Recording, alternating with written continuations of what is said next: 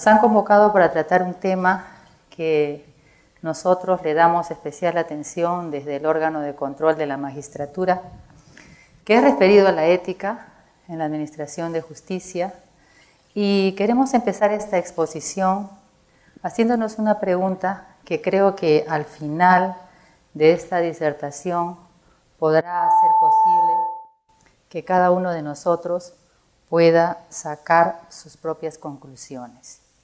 La pregunta es la siguiente: ¿el fortalecimiento ético puede mejorar el servicio de administración de justicia?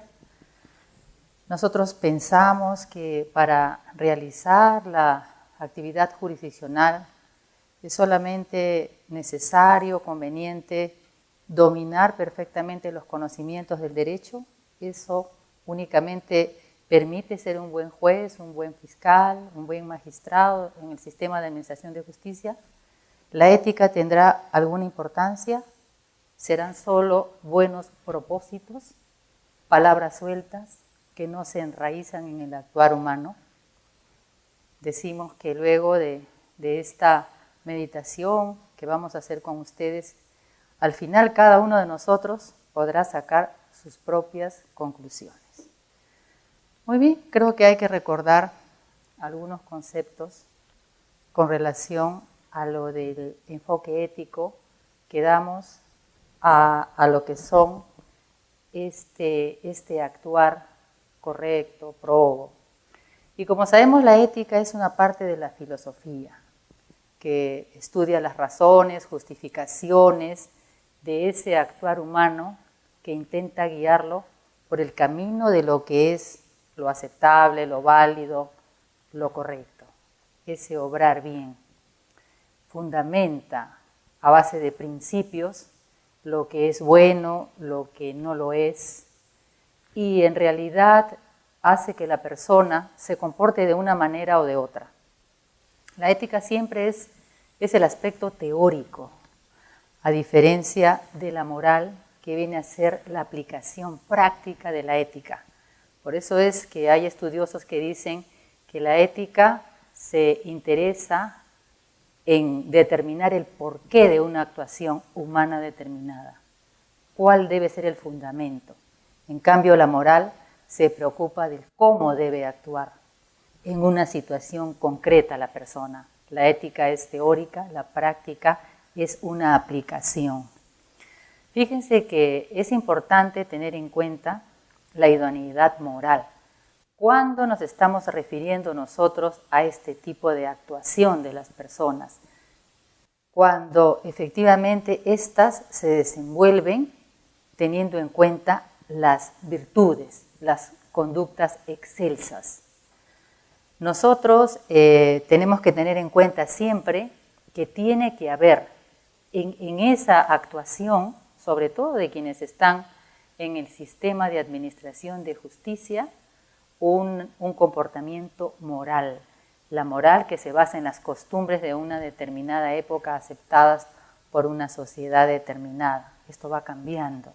Y siempre tener en cuenta el ejercicio de las virtudes.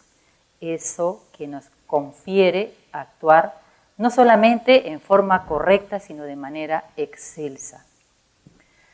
Las principales virtudes que se requieren tener en cuenta para una actuación honorable, transparente, que inspire confianza de la ciudadanía, es la prudencia. Prudencia significa poder discernir lo que es bueno de lo que no lo es, meditar estas decisiones, estas actuaciones, sopesarlas para que cuando se emitan no causen perjuicios, para que se busque lo mejor en esta actuación. Hay que tener en cuenta el impacto de nuestras decisiones. Por eso es que nosotros siempre recordamos a nuestros jueces que ellos tienen que meditar profundamente qué resolución van a dictar en un caso de conflicto, de controversia, porque hay que recordar siempre que el juez tiene que buscar la paz social en justicia. Y entonces, por sobre todas las cosas, tiene que ser prudente. Hablamos también de la fortaleza. La fortaleza nos guía a ser consecuentes con nuestros propósitos, con nuestros objetivos, dejando atrás los temores. No es que no se sienta temor. Todas las personas en un momento determinado difícil en que tenemos que emitir algún juicio, tenemos en realidad algunas situaciones que nos hacen un poco a veces flaquear, pero tenemos que meditar decididamente lo que vamos a hacer y ser consecuentes. En el caso de los magistrados del Poder Judicial o de la Fiscalía, la forma de mantener una decisión que sea ajustada a derecho tiene que estar perfectamente explicada y justificada, pero con buenas razones, para que pueda mantenerse, para que pueda tener solidez. La justicia es otra virtud, es otro principio que no puede dejar de mencionarse. Desde hace más de 2000 años, desde las institutas, el concepto de justicia está relacionado a todo aquello que signifique darle a la persona lo que corresponda. La sociabilidad también es importante, sobre todo cuando tenemos que realizar un servicio. El Poder Judicial cumple un servicio público. En este caso, se encarga de resolver los conflictos, administra justicia, como ustedes perfectamente conocen, de tal manera que siempre debe buscarse justicia, sociabilidad, las buenas relaciones, la cordialidad, la veracidad. Todas las personas que conforman el sistema de justicia y las actuaciones en general siempre deben estar enmarcadas en la verdad. Fíjense que al Poder Judicial le preocupa tener un basamento para una actuación honorable, transparente, proba. El Poder Judicial tiene un código de ética que precisamente fue aprobado en el año 2004 por acuerdo de la Sala Plena y que consiste en una guía para que los jueces, al momento de resolver las controversias, puedan tener pautas claras que le permitan que sus actuaciones sean idóneas. El artículo 3 del Código de Ética del Poder Judicial dice: el juez debe actuar con honorabilidad y justicia, de acuerdo al derecho, de modo que inspire confianza en el Poder Judicial. El juez debe evitar incorrección, exteriorizando probidad en todos sus actos. En la vida social, el juez debe comportarse con dignidad, moderación, sensibilidad respecto de los hechos de interés general. En el desempeño de sus funciones, el juez debe inspirarse en los valores de justicia, independencia, imparcialidad, integridad y decencia. De tal manera que ustedes se pueden dar cuenta que quien abraza la carrera judicial tiene que tener un comportamiento íntegro, no solo en sus actuaciones públicas, cuando atienden su despacho judicial, sino que ese comportamiento ejemplar, modélico, excelso, tiene que darse en toda actuación, ya sea en su vida pública o en su vida privada. Y fíjense ustedes qué importante es esto, conocerlo, saberlo y ponerlo en práctica, porque hay algunas personas que de repente entran a la carrera como jueces supernumerarios o como personas que van a hacer la judicatura en forma temporal como jueces provisionales y de pronto creen que ese comportamiento correcto, adecuado, solamente deben de llevarlo a cabo cuando realizan sus funciones jurisdiccionales dentro de su despacho en un horario de 8 de la mañana a 5 de la tarde. Y después que terminan la tarea jurisdiccional, ellos pueden comportarse de la manera que sea, podrían estar incursos en escándalos, en actos incorrectos y que bueno, que están fuera del despacho. Eso no es así. El magistrado tiene que representar una conducta que es proba en todo momento de su vida. Por eso que es tan sacrificado pertenecer al Poder Judicial, al Ministerio Público, porque tenemos que ser ejemplos, modelos a seguir por toda la colectividad. Miren ustedes que son abogados o que están por graduarse de abogados, tienen que tener en cuenta también que la ética inspira a los abogados, a los profesionales del derecho y le impone también deberes a seguir, porque los abogados son los grandes colaboradores en la impartición de justicia, de tal forma que también su actuación debe ser correcta, debe ser aceptada, porque se dan casos en que los abogados, algunos malos abogados, se acercan al personal colaborador, jurisdiccional, de apoyo que tenemos en el Poder Judicial o a los mismos jueces para hacerles propuestas incorrectas absolutamente, ofrecerles dádivas, beneficios, ventajas para obtener un resultado determinado en un proceso judicial. Eso es inaceptable. Los jueces no pueden aceptar ese tipo de comportamientos. Tienen que denunciarlos a los colegios profesionales o si fueren delitos al Ministerio Público. De tal manera que el abogado también cumple un rol muy importante que debe observar, que tiene que colaborar y que tiene que respetar a los jueces, y los jueces también tienen que respetar a los abogados. Tienen que saber que estos profesionales son más bien nuestros aliados en esta tarea tan difícil de administrar justicia, pero no puede tolerarse ese tipo de comportamientos indebidos. Fíjense que esta relación tiene que ser mutua, ¿no? Decíamos de que el abogado, por ejemplo, también tiene que observar deberes como no tratar de dilatar los procesos judiciales, sacarle ventaja para el patrocinado, que el juicio demore lo más que pueda porque quiere que el defendido incumpla los deberes que se le está exigiendo de repente a través de un proceso judicial. Eso no puede ser, eso ustedes tienen que tener muy en cuenta, que el comportamiento del abogado siempre tiene que ser dentro del marco ético. Fíjense ahora cuál es el rol que tiene la Oficina de Control de la Magistratura en el Poder Judicial. Queremos decirles en principio que nosotros somos el órgano disciplinario del Poder Judicial. Contamos con autonomía funcional, nosotros tenemos nuestro propio reglamento, nuestro personal, estamos para supervisar, para investigar el quehacer de los jueces, que cumplan esos deberes de los cuales hemos hablado, que se tengan un marco dentro de los valores, de los principios, y tenemos que hacer permanentemente una evaluación de su comportamiento funcional. Verificamos que los magistrados y servidores cumplan la ley de la carrera. La ley de la carrera del Poder Judicial establece los deberes, las responsabilidades de los jueces que tienen que realizar en todos sus actos. Cuando hay incumplimiento, interviene el órgano de control para iniciar investigaciones disciplinarias.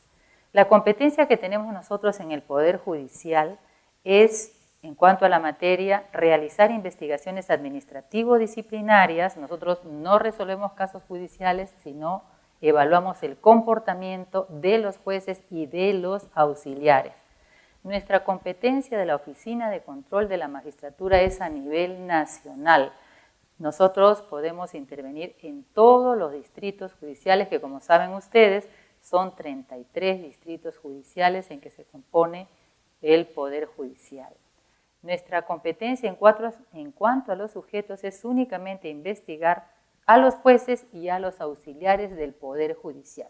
Hay personas que creen, y a veces se escucha hasta en las noticias, que cuando algo no funciona bien, cuando hay alguna irregularidad, por ejemplo, en los fiscales, dicen con toda soltura, bueno, ¿y qué está haciendo la OGMA que no pone correcciones a estos fiscales?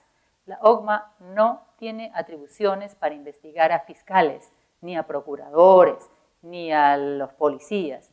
La OGMA solo se encarga de supervisar el comportamiento de los jueces del Poder Judicial y de todos los auxiliares que acompañan en esta tarea a los jueces a nivel nacional. De tal manera que si se trata de un acto incorrecto de fiscales, por ejemplo, a quien corresponde investigar esta situación disciplinaria es a la Fiscalía Suprema de Control Interno del Ministerio Público.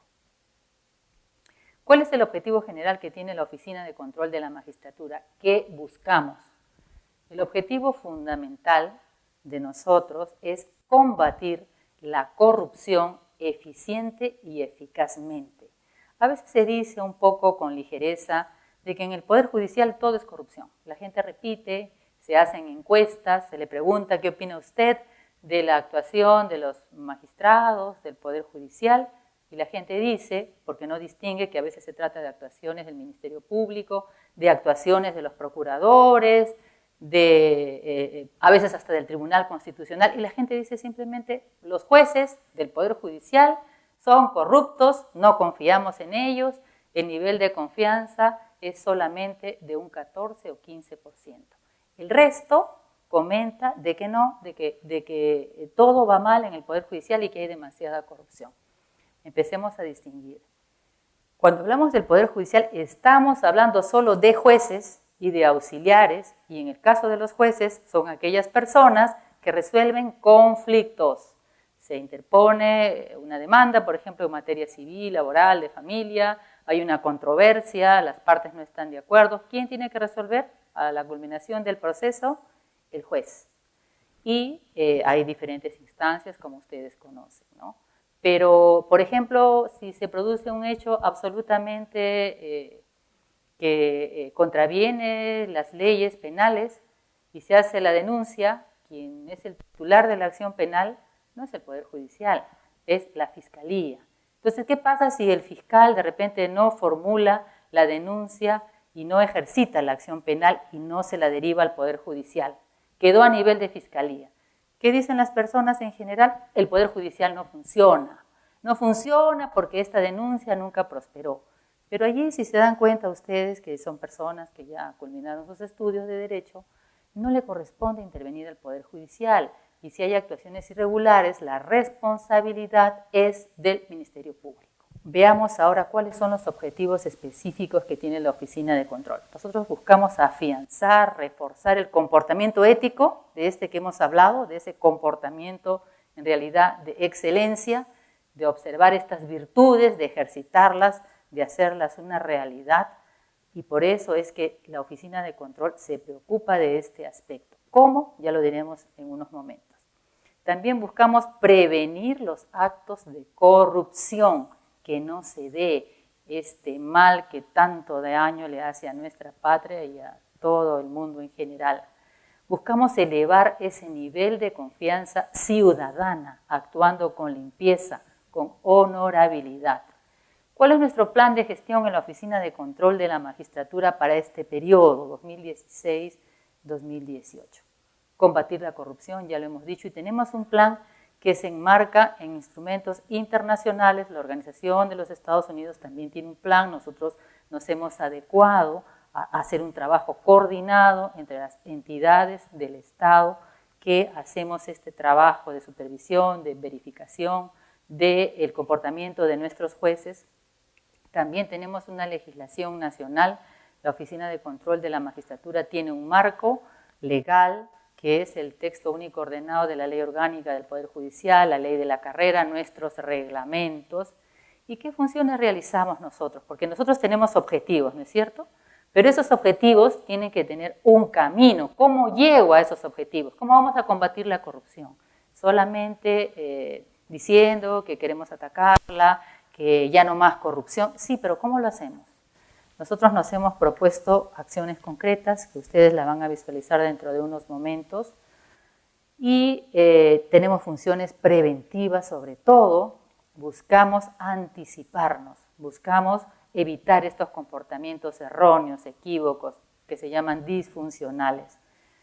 También tenemos la función correctiva, cuando a pesar de todos los esfuerzos que hemos hecho, no verdaderamente el juez o el auxiliar desatiende estas recomendaciones que le hacemos, estas capacitaciones, e incurre en actos que son susceptibles de investigación, tenemos que iniciarle los procedimientos administrativos disciplinarios. Por eso es que decimos que tenemos función correctiva cuando el hecho irregular ya se ha producido. Pero nosotros no esperamos a que el hecho irregular se produzca. Nosotros permanentemente estamos viendo la forma de que no hayan esas irregularidades a través de nuestro trabajo de prevención, de evitar que se produzcan situaciones que después se van a tener que, en todo caso, sacar, que excluir, que eliminar. También buscamos la modernización de nuestros procedimientos internos de trabajo. ¿Por qué? Porque si nosotros queremos combatir la corrupción, si nosotros queremos tener jueces sensibles, honestos, que hagan bien el trabajo, que tengan un trabajo eficiente, eficaz, también tenemos que supervisarlos, pero de la manera más adecuada, de la manera que nos dé mejores resultados. En cuanto a la función preventiva, nosotros como órgano de control estamos encaminados a que se actúe antes que se produzca el hecho irregular. Tenemos una finalidad disuasiva. Cuando nosotros decimos de que queremos evitar actos que sean sancionables después porque se atenta contra la ley de la carrera, los deberes que le corresponden a los magistrados, nos estamos refiriendo fundamentalmente a este acercamiento que hacen los órganos de control a los distintos despachos judiciales.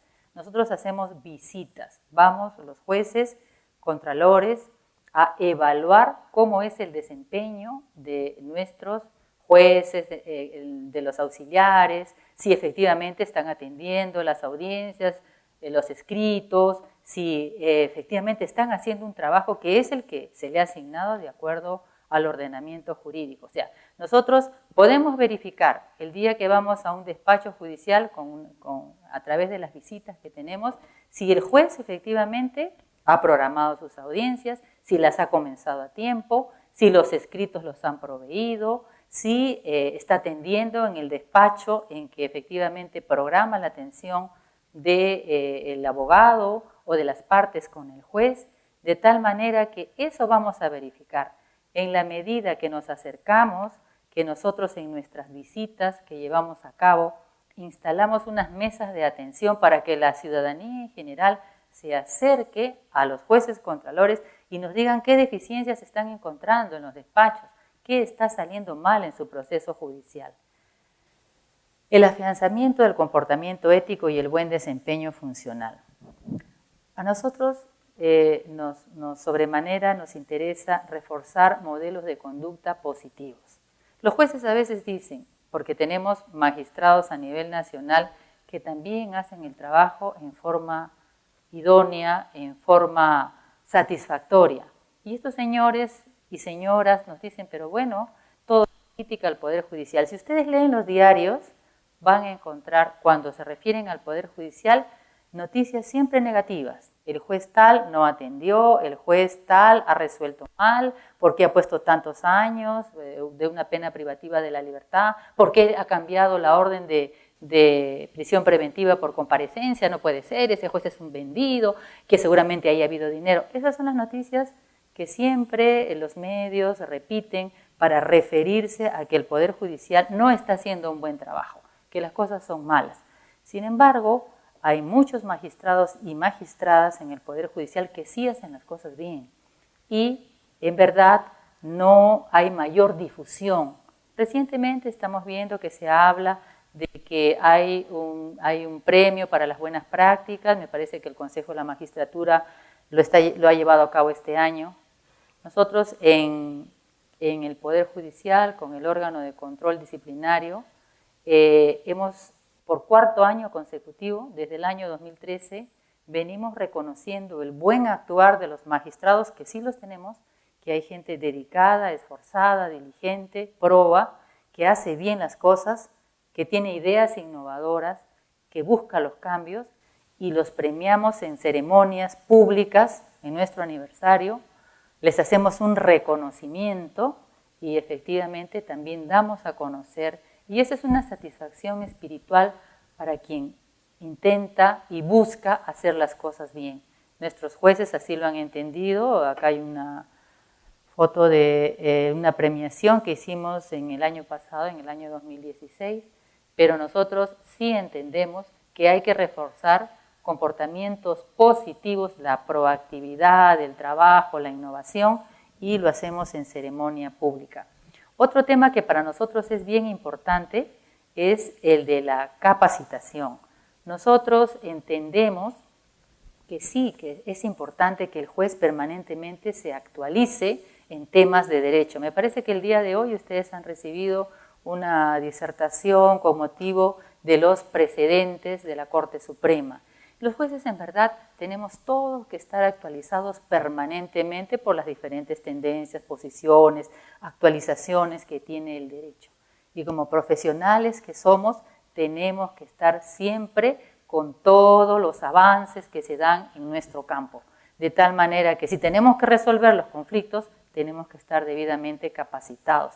Nos capacitamos en temas de derecho, pero también nos interesa que los jueces internalicen perfectamente lo que es el comportamiento ético, los principios, los valores.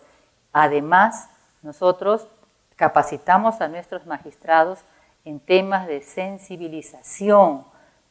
También estamos en la búsqueda de que los jueces tengan trato cordial, que sepan manejar también la inteligencia emocional. Ustedes saben que los magistrados y magistradas en general tienen una sobrecarga de trabajo, todo eso los tensiona, pero es importante de que ellos también sepan cómo controlar sus emociones, sus impulsos, y por eso hacemos estos talleres con psicólogos para que nuestros jueces puedan estar completamente formados en estos campos. Bien, hablábamos de la función correctiva y decíamos que el órgano disciplinario del Poder Judicial interviene cuando no ha sido escuchado, no ha sido atendido ese pedido permanente que hacemos para actuar en observancia de principios éticos. Cuando se quiebra estos deberes es que interviene ya para iniciar procedimiento administrativo disciplinario y de acreditar estas irregularidades, el órgano de control tendrá que imponer la sanción respectiva. Y entonces iniciamos estas investigaciones administrativo-disciplinarias que están reguladas por el derecho administrativo, por nuestros reglamentos, el reglamento disciplinario de la Oficina de Control, pero siempre teniendo en cuenta el principio del debido procedimiento que también se aplica en sede administrativa. ¿Esto qué quiere decir? Que nuestras investigaciones disciplinarias también cuidan de que el magistrado o el auxiliar investigado tenga oportunidad de defenderse. Nosotros no es que vamos a poner una sanción porque la opinión pública, porque los medios nos dicen que tal juez es un corrupto y que sáquenlo del Poder Judicial y sanciónelo. No, nosotros también tenemos que actuar con esa prudencia que le exigimos a los jueces, como contralores que somos, y tenemos que evaluar y sopesar cada caso, escuchando al investigado, que viene a ser el juez o el auxiliar, y además valorando las pruebas que obren en la investigación disciplinaria. De tal manera que sí se respeta el debido procedimiento administrativo. Las investigaciones disciplinarias tienen un periodo de duración, allí se va a hacer todo el análisis correspondiente y al final de encontrar responsabilidad se van a aplicar las sanciones ante el incumplimiento de deberes. Nosotros tenemos un total de personal jurisdiccional que corresponde, que es de competencia de la Oficina de Control, supervisar y evaluar, de 21.717 personas. Nosotros tenemos más de 3.000 jueces que están dentro de la carrera judicial. Investigamos también a jueces de paz, estos señores que no siendo abogados dicen derecho, y a los auxiliares que son los colaboradores de los jueces. En total hacemos este monitoreo de comportamiento funcional a más de 21.000 personas. Por eso reiteramos que la competencia nuestra disciplinaria es a nivel nacional. ¿Cuántas sanciones se han puesto en el año 2016? Tenemos 3.847 sanciones, más de 1.000 a magistrados y 2.800 auxiliares. Este es el tipo de sanciones: amonestaciones, multas, propuestas de destitución y suspensión. Solamente decirles que las destituciones, como saben ustedes, las decide el Consejo Nacional de la Magistratura. Nosotros en la Oficina de Control del Poder Judicial terminamos la investigación disciplinaria a través de un expediente administrativo disciplinario y al final, si concluimos de que se ha incurrido en una falta sumamente grave, hacemos la propuesta de destitución, que significa el apartamiento definitivo de la carrera del juez, en este caso, o también puede ser del servidor. Pero cuando se trata de jueces, quien tiene la última palabra en imponer la destitución es el Consejo Nacional de la Magistratura. ¿Qué acciones concretas tenemos en la lucha contra la corrupción? Porque hemos dicho que el objetivo general que tiene la Oficina de Control de la Magistratura es combatir eficiente y eficazmente la corrupción. Sí, pero ¿qué cosas en concreto hemos hecho? Veamos. Hemos hecho una serie de operativos en lo que va del año 2016, hemos encontrado en flagrancia, en la comisión de estos hechos completamente lamentables, como son que nuestro personal, ya sea jueces, como ven allí, o auxiliares, estén involucrados en actos de corrupción. Y ahí tienen algunos titulares, estos sí han sido ciertos, en Cajamarca, en La Libertad, en Puno, en fin, en diferentes lugares. Ha intervenido la Oficina de Control de la Magistratura con sus jueces contralores, la Fiscalía, porque se trata de delitos, el personal policial, y bueno, además de iniciarse el proceso administrativo disciplinario en la Oficina de Control de la Magistratura, se han iniciado los procesos penales, porque la corrupción también es un delito. ¿Qué más hemos hecho para mejorar nuestras investigaciones que nos den resultados positivos en la lucha contra la corrupción?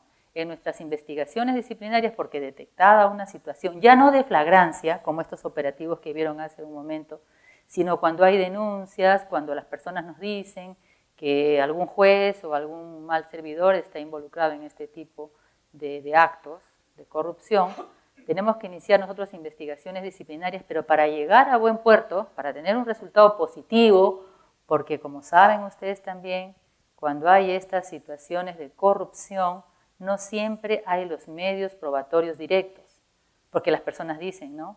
Si alguien está involucrado en acto de corrupción, si ha sido objeto de un ofrecimiento de dinero o una entrega de dinero, no hay ningún medio probatorio en muchas situaciones, ¿no?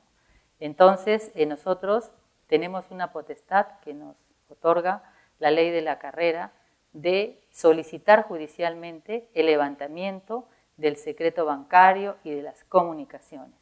Ya lo estamos haciendo en la Oficina de Control en nuestras investigaciones disciplinarias y los resultados son favorables, hemos recaudado la prueba necesaria y eso nos ha permitido sustentar nuestras resoluciones para hacer las propuestas graves aquí, como es el caso de las propuestas de destitución. Últimamente hemos implementado un aplicativo informático para proteger a aquella persona que denuncie actos de corrupción. Sucede que en general hay un temor de poner en conocimiento de las autoridades actos, estos vedados, porque la gente tiene temor. La gente piensa que si va a denunciar una situación tan anómala como esta, probablemente si ellos están involucrados en un proceso judicial, el resultado le va a ser adverso. Eso es lo que ellos nos dicen. No quiero denunciar que el juez tal o que el secretario tal me está solicitando una suma de dinero para resolver en tal sentido o en el otro, en el que corresponde, porque si yo lo denuncio, después seguramente voy a perder el proceso judicial o más adelante voy a tener animadversión, me van a tener animadversión y yo no voy a poder litigar en ese juzgado, etc. Entonces, nosotros hemos implementado también informáticamente, decía, una funcionalidad en el sistema informático para que quien quiera denunciar se identifique ante nosotros, pero el sistema le otorgue un código que a la vez va a permitir que esa persona cautele sus datos, que no se sepa en la investigación disciplinaria hasta que esta investigación culmine quién es aquella persona que ha formulado la denuncia respectiva. Entonces tenemos una protección de datos al denunciante en actos de corrupción. Tenemos un nuevo sistema de declaraciones juradas. Estamos hablando de combatir la corrupción. ¿Cómo podríamos nosotros saber que un magistrado, que un auxiliar, porque los auxiliares también tienen que presentar declaraciones juradas de bienes y renta, ha incrementado su patrimonio si no tenemos una base de datos que nos informe de todos los bienes, de todas las rentas, de todos los ingresos que tiene el magistrado? La ley nos asigna a nosotros esta facultad de recibir las declaraciones juradas para luego presentarlas a la Contraloría. Y estas declaraciones juradas para nosotros son un indicativo de cómo marcha el incremento patrimonial de los jueces, del Poder Judicial, de los auxiliares del Poder Judicial. De tal manera que podemos determinar cómo las declaraciones juradas se presentan en diferentes épocas del año, pero se tienen que presentar permanentemente. Nosotros podemos evaluar y sopesar cómo va el magistrado respecto a sus bienes. Y tenemos un sistema de alertas que nos permite saber si el año anterior el magistrado tenía una cantidad de bienes representada en soles, en el próximo año cuánto ha aumentado. Si pasa del 20% entre la cantidad anterior y la nueva, eso da lugar a investigaciones disciplinarias y efectivamente nosotros hemos avanzado en que los jueces cumplan con presentar sus declaraciones juradas, se han hecho campañas de información haciéndoles conocer de la exigencia de presentar las declaraciones juradas y bueno, los resultados han sido que tenemos mayor número de declaraciones juradas. Esto significa que tenemos más información para evaluar cómo va el patrimonio de los jueces y de investigarlos cuando hay incrementos no justificados. También hemos visto que si nosotros queremos ser más eficientes, tenemos que mejorar nuestros procedimientos internos de trabajo.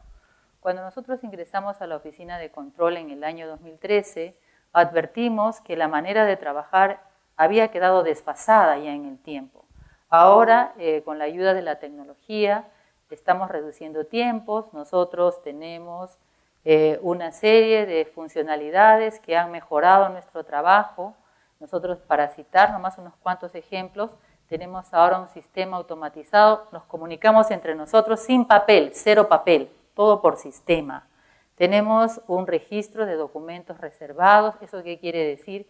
Que cualquier persona que de pronto nos quiera comunicar situaciones irregulares de algún despacho, nos ingrese la información en sobre cerrado y nosotros vamos a hacerle un seguimiento, porque tenemos un aplicativo también para ello. Estamos agilizando nuestras investigaciones disciplinarias. Antes las investigaciones disciplinarias en la Oficina de Control tenían una duración de varios años. Cuando nosotros iniciábamos investigaciones disciplinarias, podían pasar varios años y no se terminaba de resolver porque hay trámites muy repetitivos.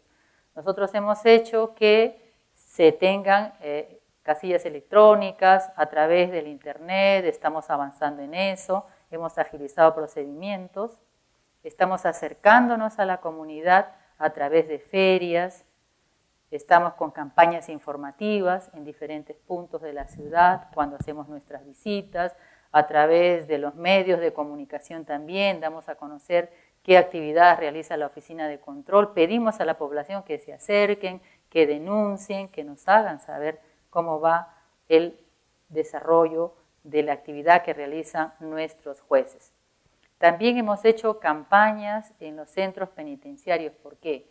Porque las personas que están privadas de libertad están sujetas a procesos jurisdiccionales a cargo de los jueces. Entonces, en lo que respecta al Poder Judicial, tomamos conocimiento de que a veces esos procesos judiciales en materia penal no avanzan. ¿Y por qué no avanzan? Porque de repente hay malos servidores jurisdiccionales que están esperando alguna prebenda para poder hacer que ese expediente continúe, que fluya, o porque de repente por ahí hay un mal juez que de pronto considera que para dictar alguna resolución que corresponde también tienen que darle algún beneficio, alguna ventaja. Entonces nos interesamos de los casos que no avanzan, se han ido a diversos penales. El año pasado hemos tomado conocimiento e hemos iniciado investigaciones disciplinarias también. Por eso, con todo lo que nosotros hemos dicho, volvemos nuevamente al tema con el que iniciamos esta exposición. De alguna manera, este trabajo que hace la Oficina de Control de la Magistratura, de fortalecer el comportamiento ético, no solamente con disertaciones, con exposiciones, con acercamientos a la comunidad, con explicaciones que damos a los diferentes medios, mostrando nuestro trabajo, mejorando también el funcionamiento de las actividades que realiza la Oficina de Control de la Magistratura, ¿Tendrán alguna mejora en el sistema de administración de justicia? Si nuestros jueces, cuando incurren en faltas previstas en la ley de la carrera, saben de que vamos a iniciar un procedimiento administrativo que va a ser más célere, que va a darles las garantías también a ellos para que hagan la defensa necesaria, pero que finalmente, cuando se acredita actos irregulares, van a recibir la sanción que señala también el ordenamiento, de alguna manera van a ser conscientes de que estos comportamientos negativos no quedan impunes en el Poder Judicial, que al Poder Judicial le interesa tener a los mejores profesionales, no solamente en la parte de los conocimientos jurídicos, sino también personas honorables. El juez tiene que ser un magistrado, una magistrada que aspire a la excelencia en el comportamiento. Fíjense que ya no solamente se trata de ser un buen juez, en el sentido de que en algunas oportunidades va a actuar bien, sino que siempre tiene que estar actuando de manera correcta en todos los actos de su vida, tanto pública como privada. Después de lo que hemos dicho, nosotros en la Oficina de Control de la Magistratura estamos convencidos de que el fortalecimiento ético sí tiene que dar buenos resultados, que el Poder Judicial tiene que recobrar esa confianza que ha perdido y que tenemos nuevamente que buscarla y encontrándola para hacer mejor las cosas. Muchas gracias.